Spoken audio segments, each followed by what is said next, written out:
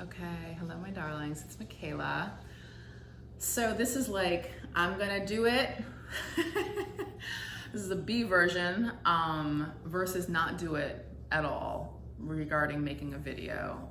There's a woman I follow who helps me with such a mentality. So if you're ever in doubt, just do the frickin' thing, be a little less perfect at it, and make it happen. Anywho, so I wanted to talk just a little bit about intermittent fasting today. And I feel like I get this question asked of me all the time when I'm like out in the world, not eating, potentially when other people are eating, and I get questioned about how that's even possible. And I get a statement back that it would be absolutely impossible for this person. So intermittent fasting is basically, if you're not aware, essentially it's just eating within a smaller window of time in the day. So intermittent fasting is not fasting for the whole day. Intermittent fasting is not fasting for multiple days. Intermittent fasting, there's a variety of structures, but for our purposes today, we're just going to be talking about eating within a smaller window of time each day. So there's some classic windows for intermittent fasting: 8 hours, eating within an 8-hour period, making sure to keep your meals within a 6-hour period, within a 4-hour period is often something that people reach for. And some of us eat within a 1-hour window. We eat once a day. That's what I do now. But I didn't start there. And so with that, the thing that I just wanted to say is that the reason why intermittent fasting is possible, so intermittent fasting has like a million benefits. Speeds up weight loss, creates a more insulin sensitive body, easier to lose weight, harder to gain it, higher levels of human growth hormone and testosterone, and also it slows aging, helps with digestion, like it just goes on. But what most people reflect back is that, oh my God, like I could never do this, I'd be hungry. And the whole thing with intermittent fasting is you're able to do it because you're not hungry. You don't do it when you are hungry. So a lot of people will kind of get the sense of the benefits and they'll just aim to kind of like jump right into it. And that is generally pretty foolish, and they tend to crash and burn, meaning that they'll just kind of like hold their breath and aim to not eat, and then their body will buckle and they'll reach for like super high glycemic carbohydrates like muffins, donuts, cookies, chips, the shit that they're trying not to eat for their waistline and for their health. But because they haven't trained their body, they haven't groomed their body to run on fat, they're still desperately clamoring for sugar, for glucose. Anyway, so what I do with people is we transition the body smoothly, slowly. It's over a week's time.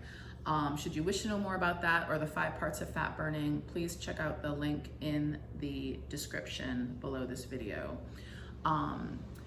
So with that, so that's what we do. Should you wish to know more, please be in touch or look at those things. But what are some ways that one could potentially transition their body into burning fat over sugar? So some people just go cold turkey. They just cut out all the carbohydrates. They aim to get their fat from fuel. They keep their protein low-ish, moderate, and they just kind of bide their time. And what most people experience is hunger, cravings, low blood sugar, feeling faint, having headaches, super low energy. Like it is not pleasant, and most people don't make it, is the truth. Some people do and get to the other side. It sounds totally unpalatable, wouldn't recommend. Another way to do this is to reduce your carbohydrates slowly, more gently, and to eat less frequently. So basically 3 times a day, max, no snacks. Fat burners do not snack.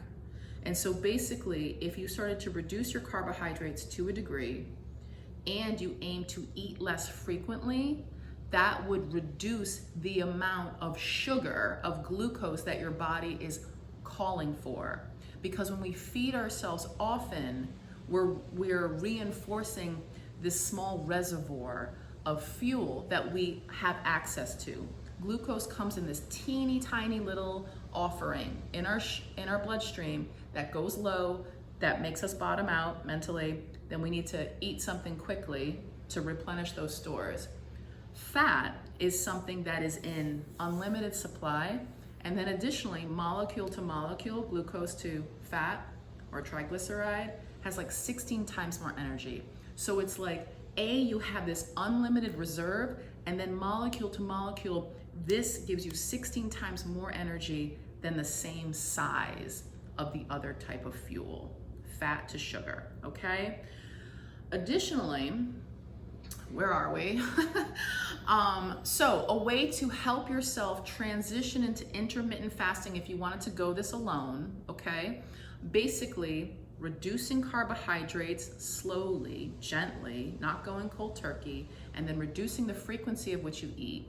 And what you can also do is you can start to widen the window over which you don't eat. And what that means is you can start to eat breakfast later.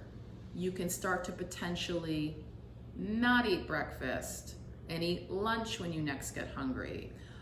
What I would highly recommend as well is for people to use Bulletproof Coffee.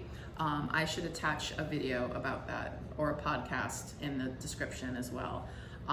This is something that is a very useful tool. It's a tactic. It's not necessarily connected to products.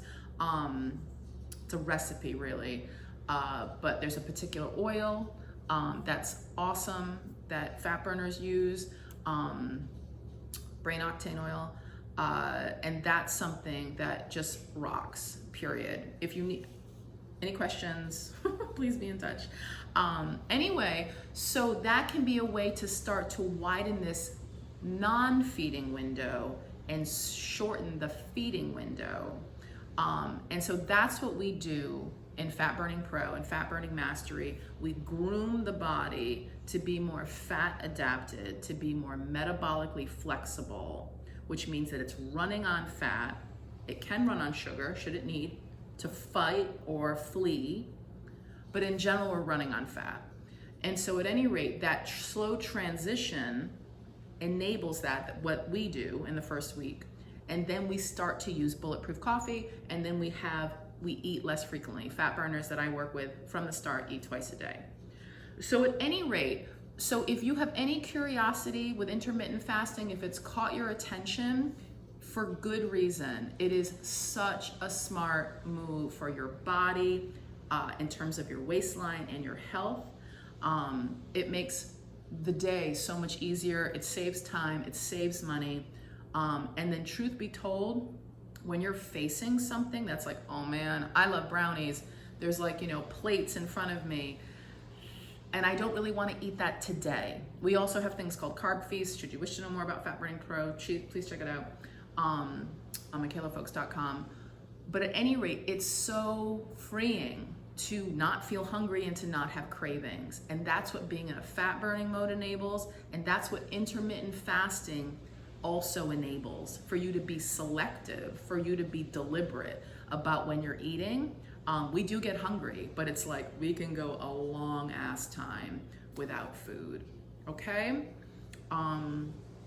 So anyway, so you might want to check those approaches out if you're aiming to even just, think about using intermittent fasting, which is such an effective technique for weight loss and improved health.